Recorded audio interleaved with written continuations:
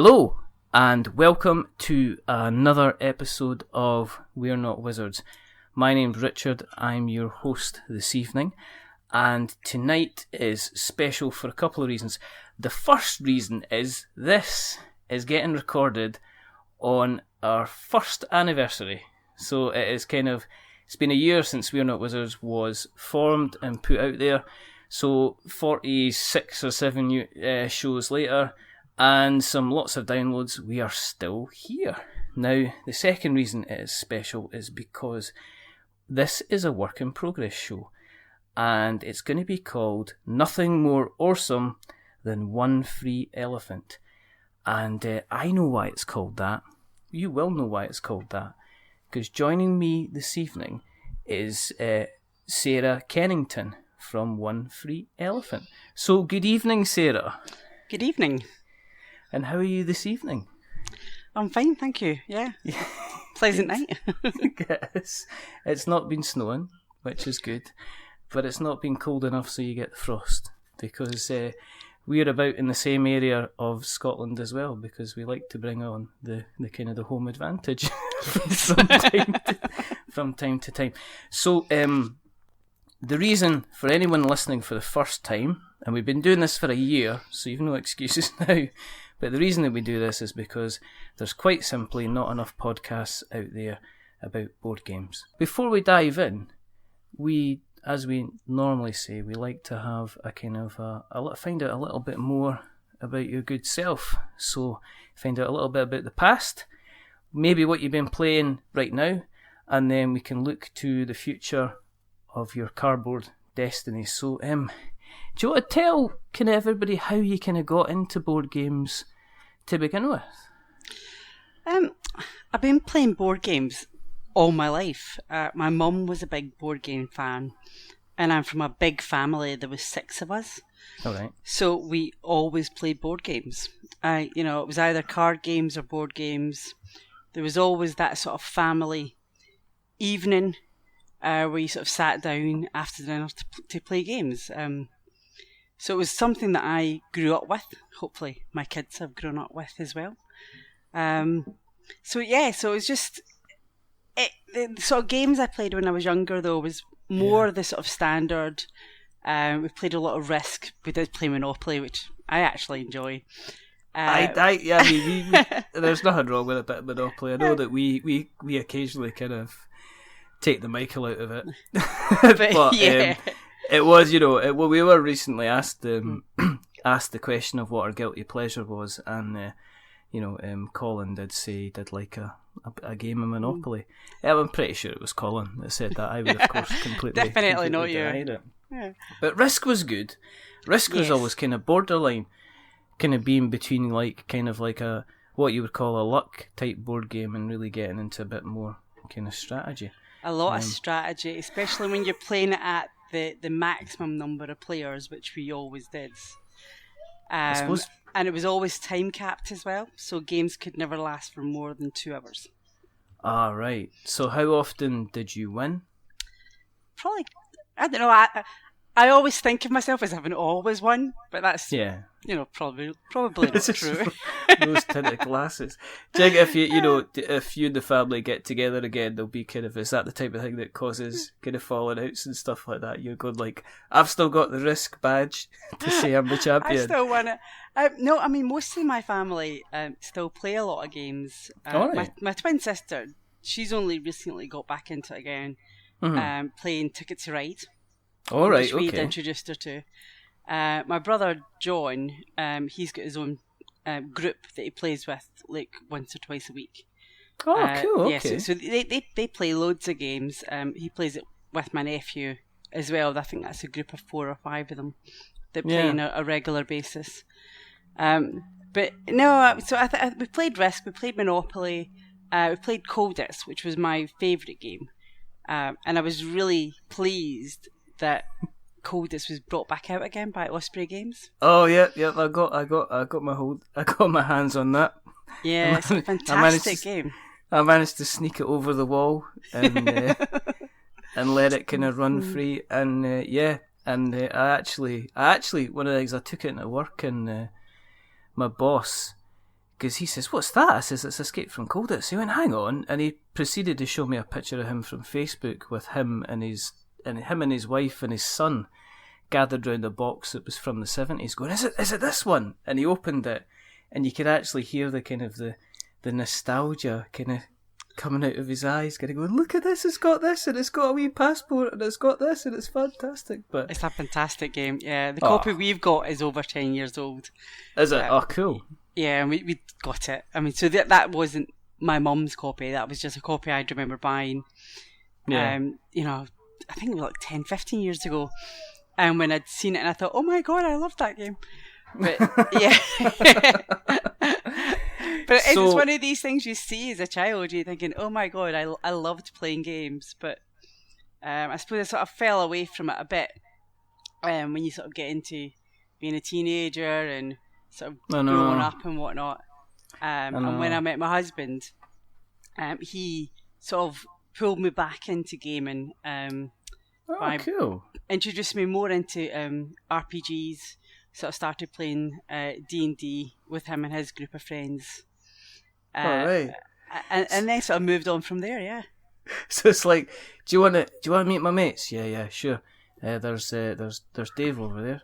What does Dave do? Well, most of the time he's a level 5 barbarian, but the rest of the time he works in standard life. Yes. So, what you've been playing at the moment? I mean, it sounds like you're into a plethora of things. Your RPGs and cardboard. I mean, have you got kind of like regular games you're bringing to the table just now? Yeah. We've been playing Pandemic Legacy, which we finished in January. And how'd you get on? I hate spoilers. We didn't do it as well as we would have liked to have done in this sort of scoring at the end. Yeah. But that was because of that whole 200 point thing. All right, okay. Which was quite annoying. Because we'd only ever lost 3 games out of the 12. So we thought we'd done really well. Okay. But yeah, I loved it. I've kept all the bits. I've taken lots of photographs. And I'm going to build a frame so that we've got the game and the card pieces and all the bits and pieces and photographs of us throughout. It's just going to be like a diary of when we all played Pandemic Legacy. Yes. Yeah, it's like put it up on the wall. I loved it. I absolutely adored playing Pandemic Legacy. It was a really fun game. Every game was different. It was fantastic. Can't wait till season 2 comes out. I mean, what I like about it is we are it's been out for a while now, and yet people are still beautifully kind of wary of like shouting out kind of massive spoilers to it. Do you know what I mean? It's like there's nobody that's come on and says, "Oh, beware of August," for there'll be rashes about the castle and stuff like that. I mean, people have stayed quite quiet, which is, I guess, is testament to the kind of the industry that surrounds it, because the video game industry, they seem to release half the game out before anybody gets their hands on it at the moment. Yeah, here's a video and let's give people, kind of YouTubers, access to the entire game so they can stream it for 6 weeks before the actual game is out. But that's a rant for another podcast. Yes. And I'm not going to bring that in. I'm not going to bring that in here. Anything you mentioned you've finished Pandemic Legacy. Is there anything that's taken over from that maybe you, Nigel, kind of got involved in recently? We're sort of playing Alchemist, which we just got a few weeks ago. Okay. We sort of go over to our friend Jason's house. Yeah. It's usually on a Tuesday night, so that we can all play together. And we've played that a couple of times. The first time took us a couple of hours to punch it all out and read the rules. And then when we actually played it, it was a fantastic game. There's just so much going on. There's so many choices that you've got to make that will influence how how well you'll do in the game. But you can pick the direction you want to take. You can be someone that's just willing to take lots of guesses and just say, "I think this is going to work," and just throw up some cards and put a spell out there. So what's it about then? I mean, obviously I'm going to be, what's it about? It's about it's about road workers. Yeah. So basically, you've got various herbs. I think there's 8 or 9 different herbs, and you have to combine them to make potions. Mm-hmm. So the different potions will either have a positive effect or a negative effect, and you have various paths that you can take. You can either try and make potions so that you can sell them to heroes. Yeah. You can make potions so that you can then get awards to say you've made a particular type of potion, or that you've been able to discover, what something does. And then you've also got people that can then say, no, I think you're lying. And you can try and discredit people. Oh, right, okay. Oh, it's like a little hidden... I've just brought up pictures of it just now, so it's like you get your own little kind of hidden screen that you hide things behind and stuff like that. Well. Oh, that looks it looks wonderful. It's really cool. It's Czech Games Edition. Yeah. And for those who maybe haven't heard of Czech Games Edition, then get out, because they did code names, and if you haven't heard of them, then that's fine. Yeah. I mean, it looks lovely. It looks absolutely stunning.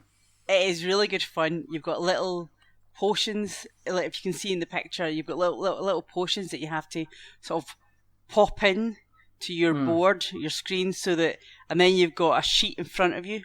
So you've got to try and understand which potions work well together, so that you can also deduce which other potions create, or which other combinations create other potions.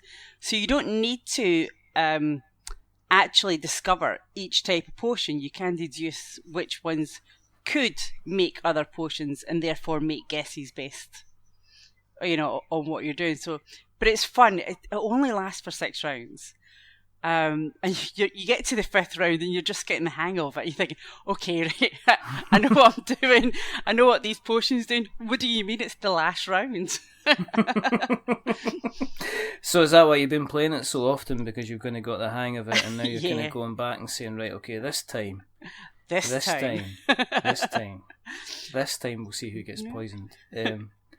But it's really good fun. It says it takes about an hour and a half, but it takes about 2.5 hours, because people take ages, in your turn thinking, no, wait, I need to figure out, what does this do? Oh, no, I've not finished my turn yet. Wait.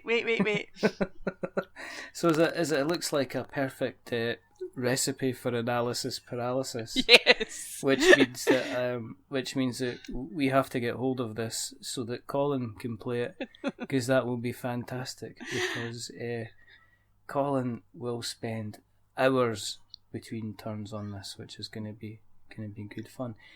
Is there anything else you're playing at the moment? I'm trying to think, actually. So we've been playing that. We're playing at Mythos Tales. So this is when we went to Essen in October. There, we brought back quite a few 2-player games. Yeah. Because the majority of games we've got are for 4 players. They're mainly for the family. Yeah. But our children are 13 and 15. And I have an older boy who's actually in his mid-20s. All right. But the 2 that are 13 and 15, they're sort of getting into their own thing more, so they're playing less board games. Yes. So we wanted to get a lot of games that we could just play together. Yeah. So we sort of seem to have went down a whole Sherlock Holmes theme. So we've got like Mr. Jack. We've got a really good games we picked up called Holmes and Mycroft. All right. Okay. And we also picked up Mythos Tales as well, which is a terrific investigative game. Again, you can tell I like these sort of investigative style games where you sort of got to really sit and think. The thing I love about Mythos Tales is that you have a newspaper that you read, you have a small storyline, you have the biggest cheat that is the professor that manages to do everything in 10 turns when it takes you about 20 turns to figure it out. Is it like Sherlock Holmes Consulting Detective then? It's exactly like that. Does Sherlock Holmes cheat as well, I take it then? Well, no, I mean, you do like an investigation, and then you kind of you say, okay, it's this, this, this, and this, and then you read it's not a solution, but then Sherlock tells you how many turns he would have solved it in, and then it's always ridiculously less than whatever you would have kind of done. And it's impossible as well. So they'll say things like, so it's the exact same idea. So the professor will say, in 10 turns I solved it this way by visiting these people in this order.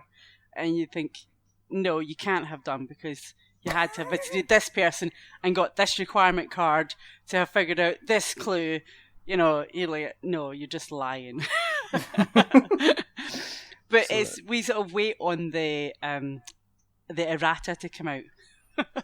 Yeah. And when the errata comes out, then we play it, because the errata will come out and say, oh, this clue's wrong and this clue should be this. But it's fun. It can take an hour. It can take up to 3 hours, some of them.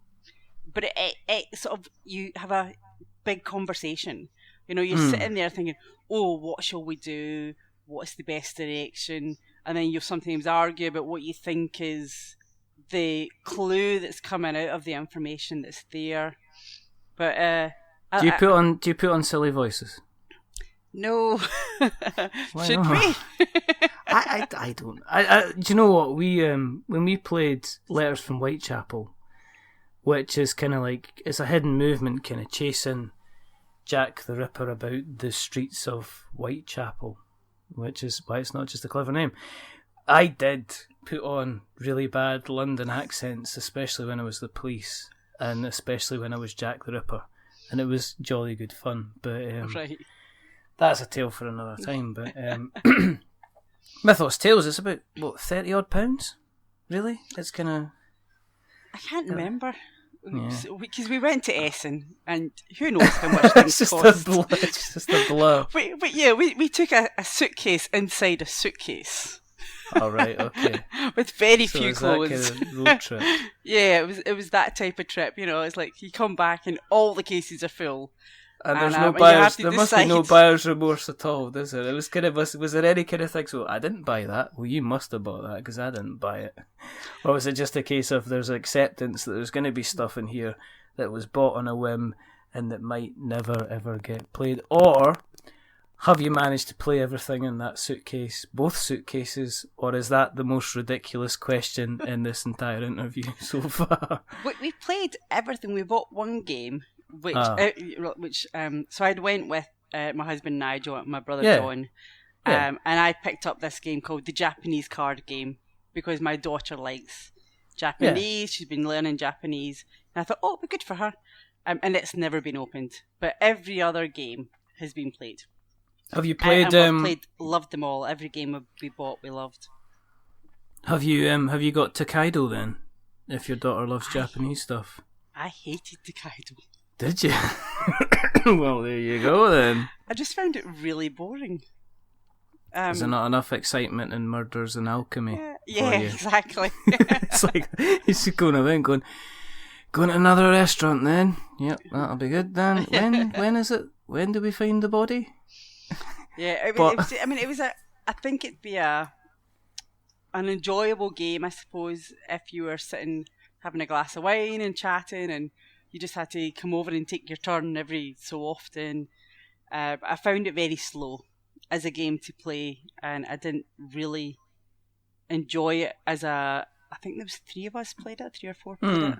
Yeah. And it was just too slow. I think you have to be in the right mood for it. I think if it's like maybe possibly a Friday, if you've had a hard week and it's a Friday and you're just sitting down kind of chillaxing, that's so last decade, isn't it? I'll edit that out, that's rubbish. I won't, I'll keep it in because I'm old. Yeah, I think you have to be in the right kind of mood. I mean, there's games out there that you jump straight into and it'll be action packed and you're ready to go, and other ones you just want to just gently let life kind of pass you by as you decide to select a card kind of thing. So is this kind of the opposite end of, was it the opposite end of, say, Alchemists? So is Alchemists on one side of excitement, Tokaido's on the other? Well, we bought Cottage Garden, which is, I suppose, on the other side of Alchemist.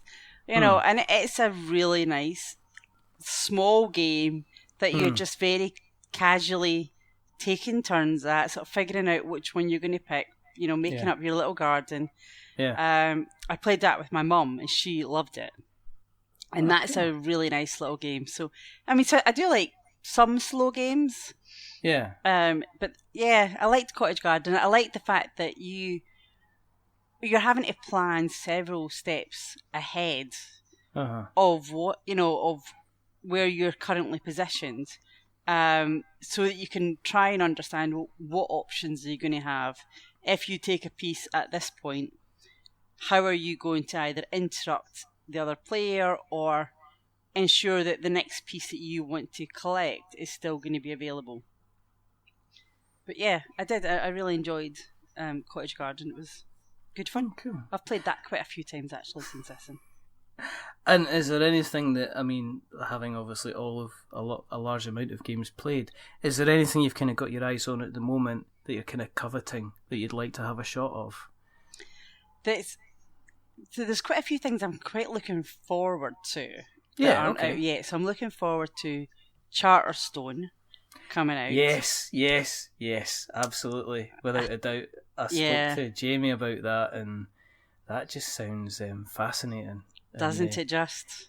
Names down on the please alert me when this is out kind of thing. Is he going to put that through Kickstarter? I was quite unclear. No, he's not. No. Yeah, because I had read that he wasn't going to, and then listening to your interview with him, I was quite, is that going on Kickstarter? I'm not very sure. But yeah, no, I'm really looking forward to that. I'm really looking forward to Pandemic Legacy 2. Yes. I mentioned to him that he should. I think it came around because I had a joke with him about what should happen when he opened the box. Because he was talking about exploding kittens, and I said that when we opened, I think it was Mechs versus Minions, that almost had its own thing where it went, no! And I said, well, you should do that for Charterstone. I said, and you should have that as like if you reach a certain amount, almost like if it was a stretch goal. So that's where the confusion lay. So when I was editing it, I was punching myself in the face because Jamie was saying, I'm not putting this on Kickstarter, and yet I kept referencing stretch goals. So yeah. I'd like to use this opportunity on our first anniversary of our show to obviously remind people that a year on, I'm still a Muppet. So that's how that is. I'm looking forward to Grim as well, which right, okay. Druid City Games. And the artwork in it just looks phenomenal. They've got these tiny little miniature houses, which are the Three Little Pigs houses, and they've just got absolutely stunning artwork that I really like. If I'm playing a game, the artwork needs to be good. I need to be able to visually enjoy what I'm looking at, as well as enjoying the mechanics, as well as enjoying the company that I'm playing the games with. If a game looks bad, or if the components feel bad, I just don't enjoy the game. I can't enjoy a game if the card quality is really poor. Yeah. Because all you do is concentrate on the fact that the art's rubbish and the pieces are rubbish. I know. So that leads us quite nicely, segue-wise, into let's get into ORE-some, because we've talked enough about other people's games. So let's talk about yours.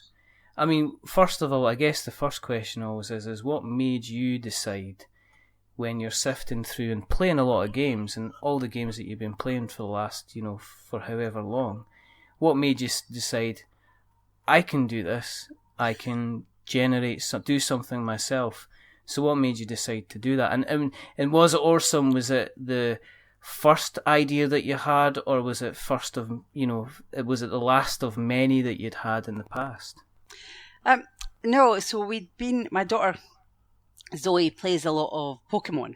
So she played competitive Pokemon for 4 or 5 years.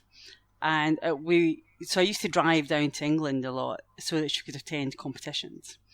And on one of our journeys down south, the conversation just sort of turned to, if you could make a game, what game would you make? And I'm obsessed with transport. A lot of the games that I like are all either boat related or train related, or, you know, I played a London Underground game a couple of weeks ago and I thought, well, this is fabulous. I like this game. You know, I've got a real affinity to transport-based games. Right. So my idea was I'd like to have a game that was a train game, like a ghost train style idea. But then I realised there was a game called Ghost Train. I thought, oh, I don't want to do that. So I thought, oh, a mining game. I'll do that instead. And then through various journeys going up and down to England with Zoe, we sort of developed the game. So we came up with ideas as to what the mechanics would look like, what the gameplay would look like. And then I just sort of started then writing these ideas down. I thought, oh, I could do this. This doesn't look that bad. This doesn't seem too hard. I'll just type this up and then I'll just stick it up on Kickstarter and then I'll just listen to the ka-ching, ka-ching, ka-ching as the pledges roll on in. So that was a couple of years ago, yeah. And then once you start writing it down, you're thinking, oh, how do I do this? How do I do that? And and Nigel had suggested that I should go along to a playtesting group. Mm-hmm. So he had found the Glasgow Games Lab, which is a group run by Kenny Lee. They sort of run at a various, it's usually in a bar or whatever, people will meet up. And it works really well. So you can take your game along, people will playtest it, and you get to playtest other people's games. And really you spend the evening talking about game design, game mechanics, and taking a critical view from people about what works and what doesn't work.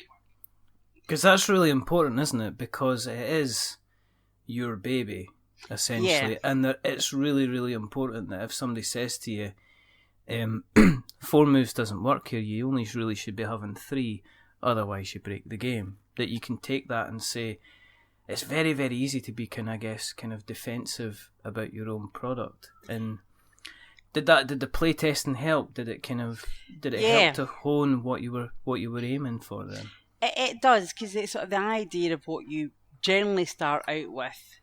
So the flavour of what I wanted to do, which was a mining game that people sort of gathered ore, that had a dexterity element to it, where you would move your carts around this mine.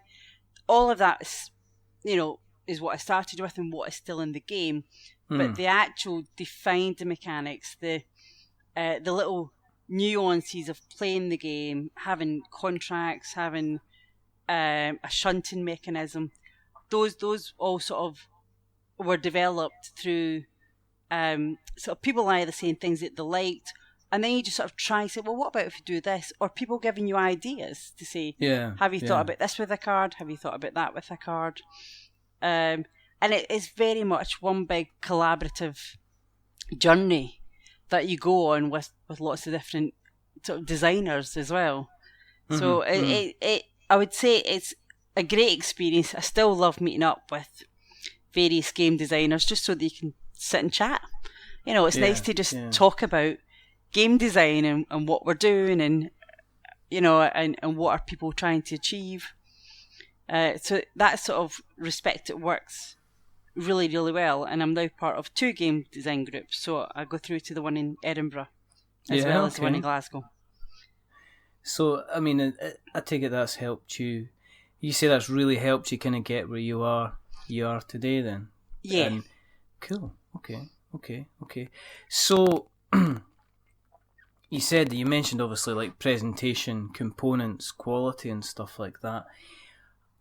When you've got the mixture of quality and cost, and it's a fine balance. I mean, everybody I think at some point has looked at a Kickstarter and went, oh, that could be maybe a bit better. Did you go in with a mindset that if I'm doing this has to be kind of 100% kind of on my terms, as in I want high quality, I want the best components I can get. Yeah. So, I mean, one of the things with making a family game is that you're looking at that family market, and, you know, you're not going to spend £40-50 on a game necessarily, which is just a family game. Yeah. The majority of people, when they're looking at those £40-50 games, they're looking at, I'm going to have it with my game night, I'm expecting there to be lots of minis, I'm expecting there to be a lot of depth and strategy, and it will take the evening to play.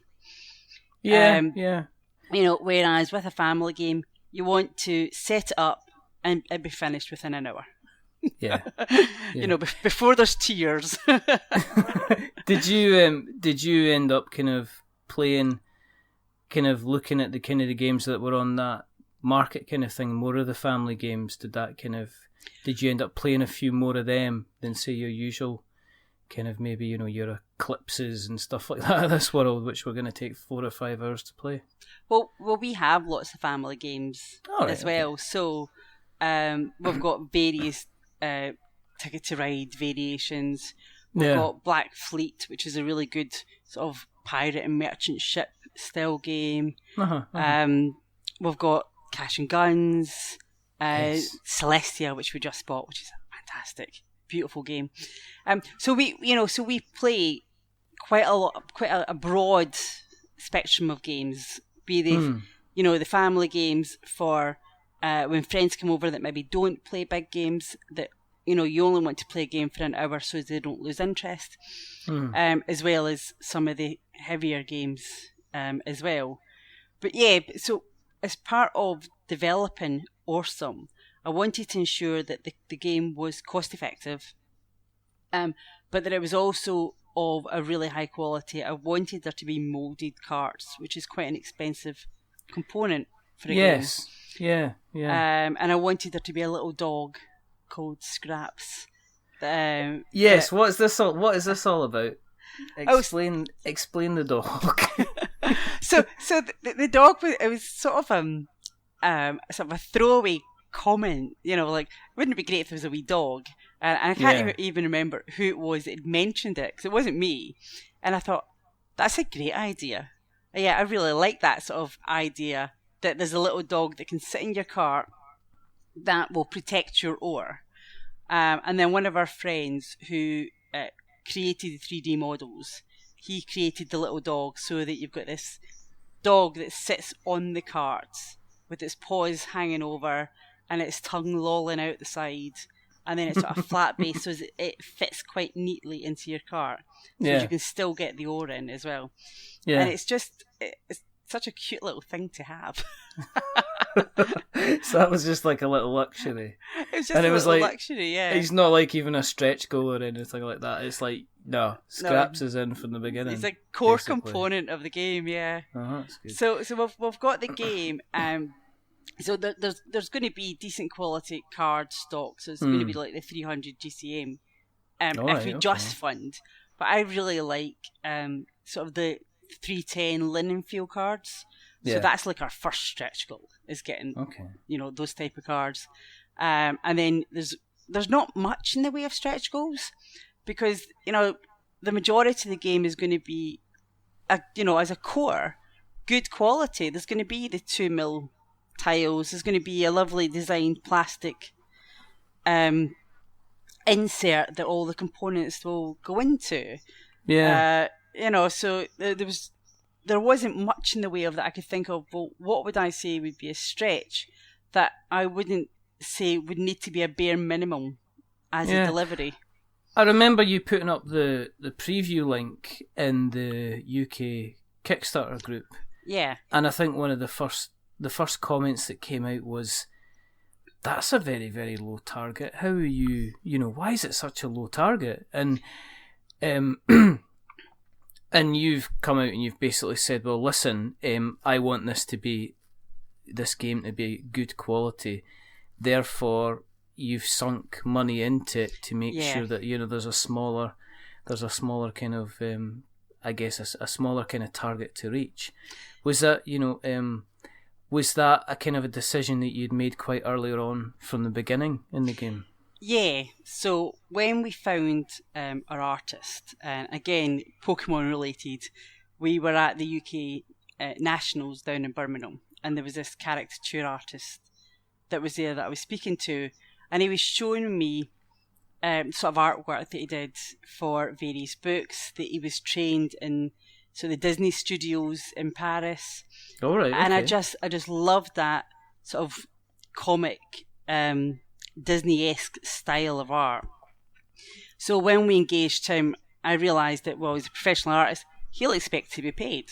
Yeah, so, exactly. You're not going to, you're not going to get an artist of that caliber that's going to spend several £1,000s worth of effort, and then say, "Pay me if you fund."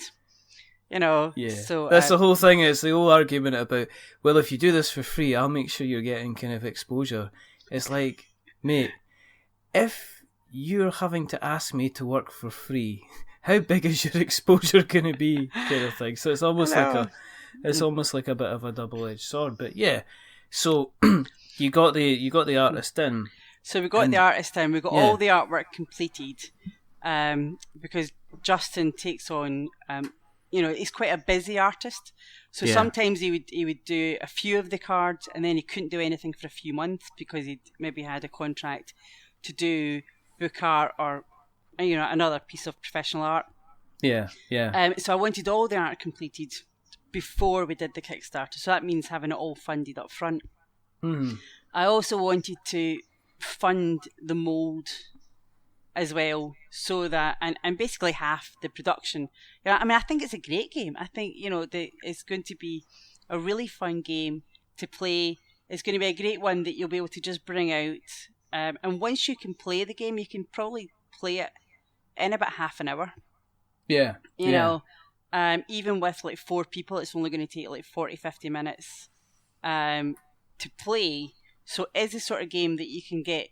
You can do midweek with your children, or you can play with your friends, whatever. So I wanted to make sure that, they always say, well, you should only be charging what you would need to fund the game. And I thought, well, I can fund half of it. Yes. So why should I be asking people to pay for all of it when I can fund half of it? So that's basically the approach that I've taken. And I've said that at the bottom of the Kickstarter as well, Oh, no, I mean, you've been completely open with that. I mean, it's kind of to be... I mean, because what you'll get is folks saying, well, $4,000, what kind of game are we going to get if they're only funding on kind of like $4,000? And then you've actually to say, rather than... And then the other extreme is when you see a card, you see like a card game, and it's like £45,000 target, and you're like... Yeah. All right, how, what? The thing is, as a designer and someone who's actually had quotes from several companies, you know how much things cost.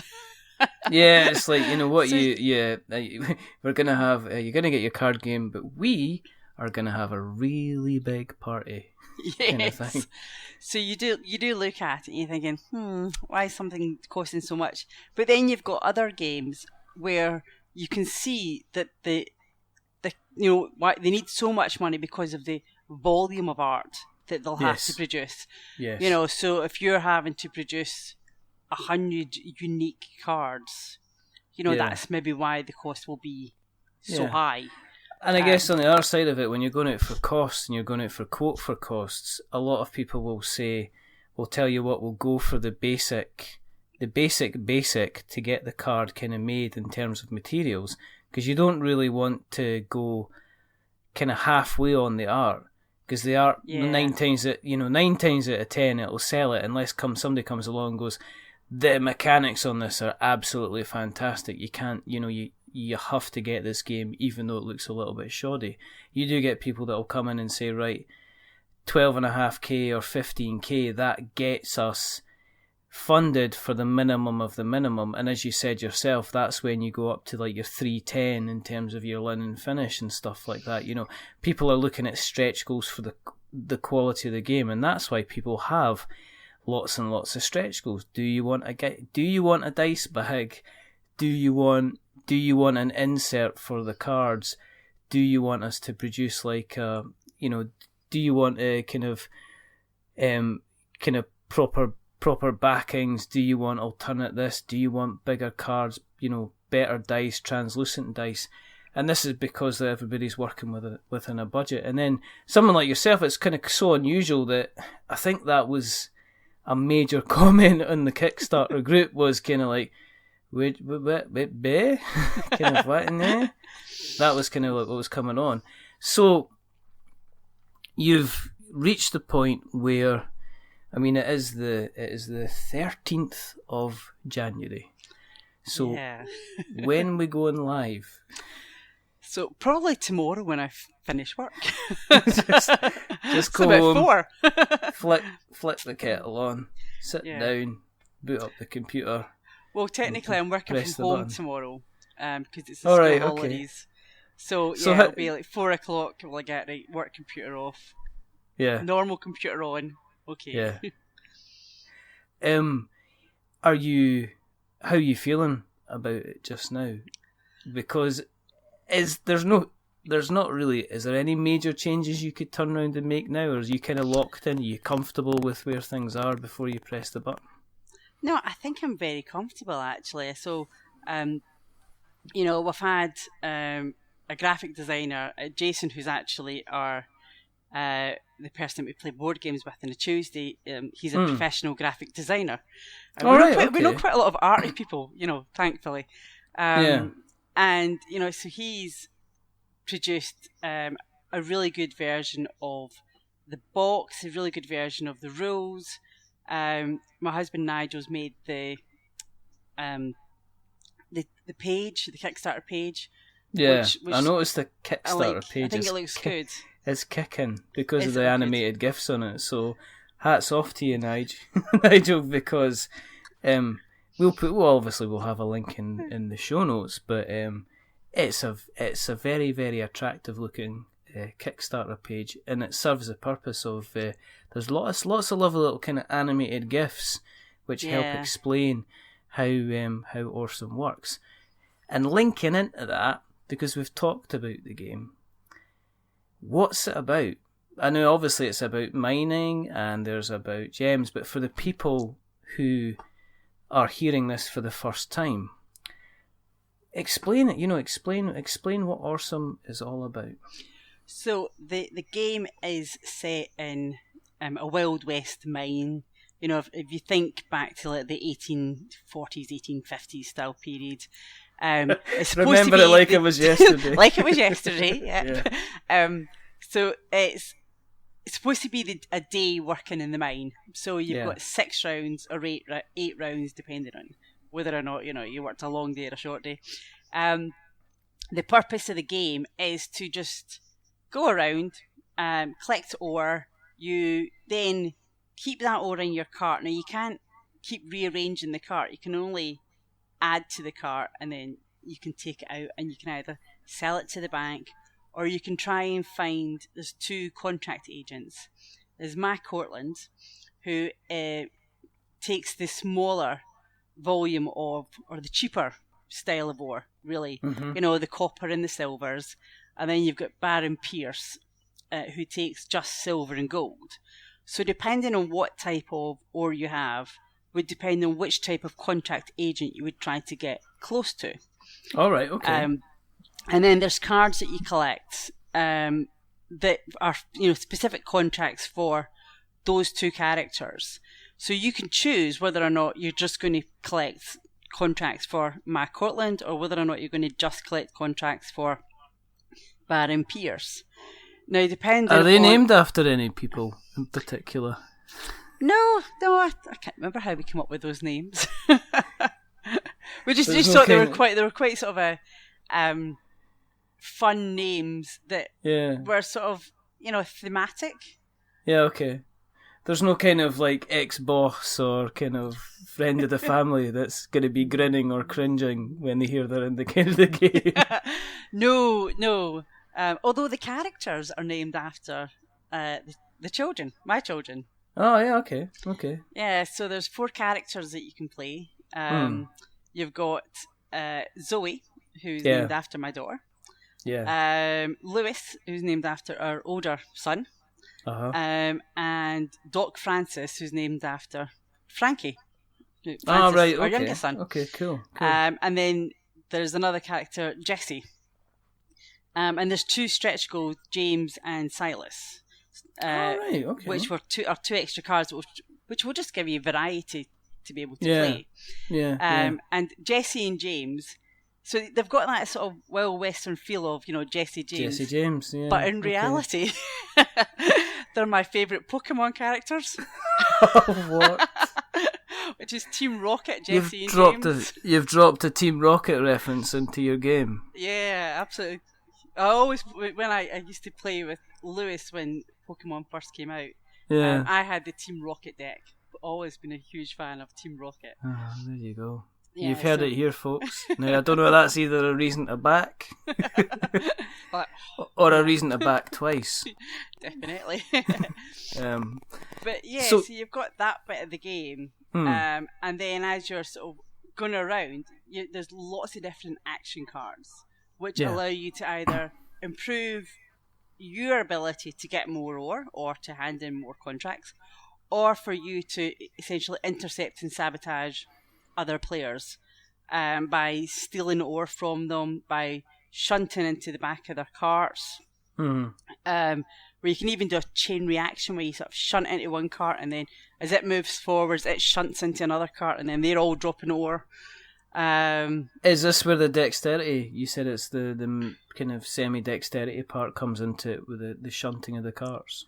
So the dexterity comes in trying to put the ore into your cart more than anything. So some of the carts, some of the contracts look for you to have like 4 or 5 bits of a specific type of ore. But they give you the most money. So if you can get 5 bits of gold ore in your cart and you have that card, that's $40. And that's like a winning card almost. It's really hard to do though, because people will try and steal the ore from you or hit your cart so the ore falls out essentially. But yeah, so it's stacking the ore in. I think the most we've had was either 19 or 21 cubes in that tiny little cart. And once you've got 4 in, you can see it sticking out the top. That's a decent effort. Getting that much in there. But yeah, so it's you've got the dexterity element of keeping the ore in, and then moving your cart with all the ore in it. Yeah. So those are the main dexterity elements of it. If you're shunting someone along, you're not supposed to ram the back of their cart so as all the ore falls out. You're supposed to move it in, and then you move the carts along, as it were. Okay. Do you lose kind of ore if you're moving your cart and the stuff falls out? Yes. Yes. If it falls out, it falls out. If you drop it when you're putting it in, you've dropped it. There's no saying, oops, missed that, let's pick it back up again. Really? There is an element, there is one of the actions in the game where, so there's 2 phases. There's a phase where you move, and that's where everybody rolls the dice. You then move the number of pips. So if you rolled a 2, you would move 2, unless you had cards which either reduced your move or increased your move, which you can play on yourself and on other people. So if somebody rolls a 3 and you want them to move 6, you can play a card on them which forces them to move 6. And then, so that's the move phase. And then in the dig phase, there's 3 elements. You can either you dig for ore, which you must do, even if you don't think you have any space left in your cart, you must dig for ore. You must hand in, or you can then hand in a contract or hand in the ore to the bank, or you can pick up ore that's sitting on the tiles around you, or tile that you're on, not the tiles around you. So if you're sitting on a tile and there's 3 bits of ore, which somebody else has dropped, which anybody else has dropped, you can pick up any or all of that ore. So you could pick up 1, 2, or 3 of those bits. But you can only do it once. You've got to decide, are you picking up all 3 or are you picking up just 1 or 2? And then you get the whole thing of that if you then move and then some of your ore falls out, then you've lost it. All right. Or if you pick it up and then you drop more ore than what you've picked up, it's got a negative effect. It sounds like a cruel, harsh world that you've created. Oh, it's a here, Wild West. Sarah. It wasn't. It wasn't all hearts and roses. Life wasn't easy. How long does it take to play? It takes about. We've got on the box 40 to 60 minutes. Yeah. But it depends on obviously the type of family. If you are a pretty experienced gamer and you move quite quickly, I think a lot of the playtesters and a lot of the review families that it's went out to have said about half an hour to 40 minutes. That's pretty decent. Which is pretty. You should be able to play it in under an hour. And that was quite a difficult thing to decide what you're going to put on the side of the box. Is that why you put the limiter in terms of the number of rounds? Then, I mean, was it? Yeah. I mean, is it a case that once you've finished all 6 or 8 rounds, that you total up kind of like the points that you have, and yeah, so in that way, I think especially for a lot of children, they need to understand when a game ends. Yeah. So I think it's very good for them to understand that when we get to here, the game's ended. Yeah. But you've also got the aspect where you then have to develop your strategy so that you can gain as much money as you can within that constrained time. It's like the Alchemists game. You're plodding along and then all of a sudden it's the last round and it's like, oh no, what's my last action's going to be? Yeah, I've got to wreck shop as much as possible and collect all the kind of the ore at the same time. Yeah. I mean, you mentioned obviously there's the family side of things, but it sounds like this isn't just family orientated game. It sounds like you could, it sounds like you could actually there could be a bit of infighting going on. One of the best quotes I got from a group that played at the Glasgow Games Festival was it was an excellent frenemies game. So there was 4 guys that were all sitting playing. And they had a blast, an absolute blast, and they were all really going for each other. Mm-hmm. And it was fantastic, and they enjoyed that real scope of being able to just attack each other. It wasn't, I don't think any of them made much money. I think they were too busy ramming the carts into each other to make sure nobody else made any money. But they loved it. They had a really, really good time. So it is a game that you could play with a group of adult friends as a small filler or just as a light-hearted game if you're about to play or have just played a really heavy game. Well, even 40 minutes, 60 minutes, that's a decent, that's still a decent length of time to play it. Most adults will play it in about, if it's 4 adults, you'll play it in about 30 minutes. That's perfect then. Putting ORE-some to one side, with you now, as we said, about to press the button tomorrow when you finish work, is there other, with you now getting to the point where, you've this is happening. Is there other games on the horizon?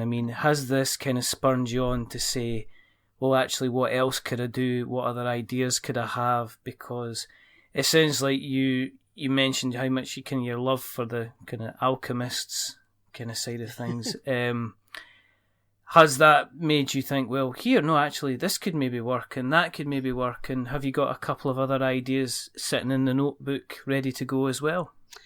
I've got a small game that I'm sort of thinking on, which is really sort of a 3 to 5 year old game. Because I've got 2 grandchildren. I've got my older boy Lewis has got 2 children. All right. So we do think on what sort of games can we play with them. And this, so I've got a game. It's not quite developed. I've not really sort of play tested it well. No. And it's about sort of creating It's a sandwich shop, and you've got to make sandwiches for various different customers that come in. Be the the weird wee old granddad down the street or whatever. But okay. So I'm at that point where I'm sort of trying to think of good characters that would engage children that they would find funny but not scary. Yeah. So I've got that as one idea, but actually our next game for One Free Elephant is a a company, is going to be my husband's game, and he's developed a game called Carcosa. Oh, right, so okay. it's a Lovecraftian game, sort of where you are. It's a tile-based game where you're creating the city of Carcosa, and there's all sorts of rituals that you can do so that. I'm not very good at explaining this particular game. But there's all sorts of rituals and things that you can do that sort of help, there's help great move ones the game along. and astral gods and sacrifices. No, I think there's the sacrifices. You've got Hastur, and then you've got it's Ligor and everything like that. Well, it's based on that particular story. The King in Yellow, which was set in the city of Carcosa. Right, okay. But yeah, so we're looking forward to that. That's going to be. When's that going to be coming out? When are you thinking about putting that out to like? Because obviously, you know that means is that Nigel will have to have his time in the sun. Yeah. Do you hear that, Nigel? But I'll get to do all the production work behind it, as like this, working with all the. So Nigel's been really supportive. Doing a lot of like the graphical work. We'll get him on here all that then. Sort of stuff, yeah. We'll get him on here then. No, we'll get him on here when his game's ready to go. We'll get him on here and he can tell us all about it and completely decimate my ability to know anything about HP Lovecraft. To be perfectly honest, no, that's a promise. There you go. It's recorded now, unless I edit. We can't go back. No, I can edit it out, so it never existed. Which is always good. That's so you've got that game as well. With you having the kids, the teenagers, and with you obviously having the grandchildren as well, do you think there's maybe scope for there to be more kind of kids games which are kind of like more like the kind of board games that the kind of, because the more kind of board games that adults play? Is there more exciting things that kids could be playing apart from maybe Cluedo and Monopoly and stuff like that? I think there are. You've got things like Dungeon Pets, which have got fantastic little miniatures. And that sort of game, it's you can play it with smaller children where you're assisting them in how they can make their decisions. Just by explaining to them, this does this and this does this. Yeah. And playing it not cooperatively, but as cooperatively as you possibly can, so that they don't feel overwhelmed by decisions, etc. You can always house rule a game so that they maybe get to learn more about how to play a game. Yeah, you don't have to kind of like be on the rules and everybody. I got my nephew who's we got my nephew. He got him King of Tokyo. Now, if I had been in a normal toy shop up the town and had been looking in the shelves in like Toys R Us, other kids' shops are available. You would never ever see something like King of Tokyo there. You would never see Catan Junior or anything like that there as well. And I go about a lot of these shops and thinking, all I see, you've got 27 flavours of Monopoly, and you've got, it's very disappointing. I don't know what it is. I don't know if we're into the point now where maybe with the likes of maybe Asmodee, being such a big force as they are, they might be starting to push maybe the retail chains. But I'm still quite disappointed when I see somebody going, "Oh, what do you think of this?" and they're picking up, They're picking up Mr. Pop. Now, Mr. Pop is a fantastic game. And I do love kind of, setting the clock and finding his nose and stuff like that. But I would always like to see a kid maybe pick up, as I said, King of Tokyo or something along those lines and, maybe know that they're going to have fun with that kind of instead. Yeah, I think that the biggest thing for a lot of children's games is it's all about the plastic components. Yes. It's not about the gameplay necessarily or, the expectations of what a child will get out of a game, but just, there's lots of plastic. Yeah, I know, but on the joking side of it, there's a lot of kind of Kickstarter backers that would be thoroughly disappointed if you told them they weren't going to be getting their plastic components in their latest kind of board game as well. Yeah, so maybe the two are closer than we actually think. But I just think a lot of hobbyists don't push games though into those markets. If you look over in America at the moment, there's an awful lot of proper hobby games are getting into places like Target and Walmart. Yeah. And I just think that maybe over here people aren't actually going to those Target markets and saying, "Will you sell my game?" Yeah. I know that guys like I know Waterstones are definitely starting up. I mean, funnily enough, places like the Works as well. I've seen a couple of games in the Works of all places. The Works is fantastic for finding kind of every single type of entertainment under the sun in terms of books and games and stuff like that. But we've seen board games in there as well from time to time. Games like Taj Mahal and stuff like that have kind of cropped up in those places. But we'll see. I mean, as I say, as we always keep on saying, board games seem to be in a kind of a wonderful place with art, and hopefully within the next kind of 2-3 months, ORE-some will be joining that lovely list of games that we can expect to see very, very soon. I mean, if people are wanting to, we'll put out the link on the show notes. That goes without, and we'll put all the ways that you can reach us. But if people want to find you if they're listening to this and they say, well, listen, ORE-some sounds fantastic. How would I find out about it? How can I kind of find you guys on the interwebs? Have you got a presence online? We do. We've got a Facebook page, so it's basically One Free Elephant on Facebook. Okay. We have we're on Twitter, so we're at One Free Elephant. Okay. So that's about the only online presence we have. As of tomorrow, we'll find us on Kickstarter. There you go. Yeah, but yeah, people are more than welcome to either email me. They can email me at sarah@onefreeelephant.co.uk. Cool. Where did the One Free Elephant come from? Oh, so my husband made this little 3D elephant on the 3D printer. And so he'd given it to me. It was one of the first sort of test things that he'd made. And when we were sort of sitting around talking about, well, what would we name the company? Yeah. The elephant was just sitting on the windowsill. And I thought, well, how about One Free Elephant? I like that idea. We can just, there'll be an elephant in every game. So let's talk about the elephant in the room then. Yes. Kind of thing. And I love that idea that there's a little component that will be provided that's got nothing to do with the game, that you can use it for, any means. There's some of the reviewers use the elephant as the first player token. So even though there is a first player token in the game, they prefer to use the little elephant instead. So it's a nice little thing to have. So that's going to be from now on. So when Nigel does his HP Lovecraft, there'll be an elephant as well. Astral beings thing, folk are going to open up and go, right, I like this artwork.